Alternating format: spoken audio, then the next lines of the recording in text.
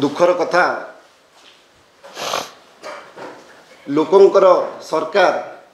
7 मास पर आ लोक मान सहित नांती रंग मारिबारे व्यस्त ना चेंज करिबारे व्यस्त खाइबारे व्यस्त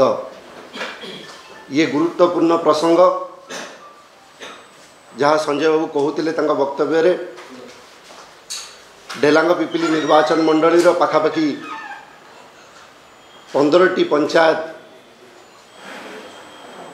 दया नदी उपरे दे जो गंगुआ नदीर पानी उपरे निर्भर करे एवं दुखर विषय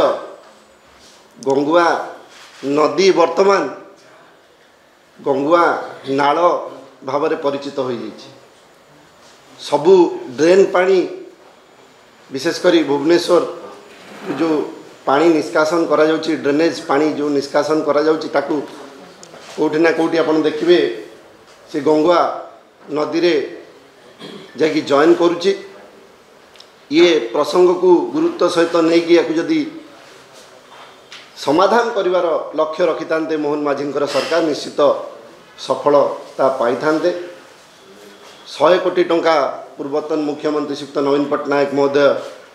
डेलांग ब्लॉक पाई पीवा पानीर प्रकल्पर शुभारंभ करथिले पाखापाखि 1.5 वर्ष हो गलानी एवं नूतन सरकार आसिला परे से कार्य मध्य ठप हो जाइछि। वर्तमान ये एक गुरुत्वपूर्ण प्रसंग कलेक्टर को जदि विधायक फोन करचंती अध घंटा भितर पुरी रु पिपिली आसिकी पहुँची जाउचंती किंतु जेतबेले लोक एते असुविधार सम्मुखीन होउचंती ता पाई तांकर समय नहीं। आउ गोटे गुरुत्वपूर्ण जिनस जहाँ संजय बाबू कहते माछ जदि देखिए प्राय मरिकी भासुची एवं से ही माछ मार्केट रे बिक्री होउची आर मध्य तदंत करने दरकार विशेषकर मो निर्वाचन मंडली रे कैंसर अफेक्टेड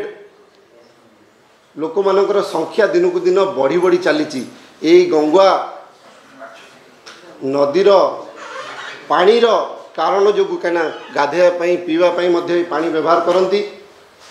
आर मोर निवेदन रु तुरंत आकु समाधान करने गोटे टीम गठन करंतु एवं ट्रीटमेंट स्वेज ट्रीटमेंट प्लांट ताहा आम सरकार बेले प्रपोजल अप्रूवल होता किंतु ताकू केबे सुधा वर्तमान मोहन माझींकर सरकार कार्यकारी करिवे एवं लोक मानक पाखरे रहिबे जो कथा देइथिले लोक मानक सरकार वर्तमान लोक मानक पाखरे नाही एवं भारत वर्ष रे बधे प्रथम राज्य होबो ओडिशा जोटी 7 मास भितरे जनसाधारणकर विश्वास एवं भरोसा बीजेपी रो मोहन माझींकर सरकार ऊपर उठी जाइछ।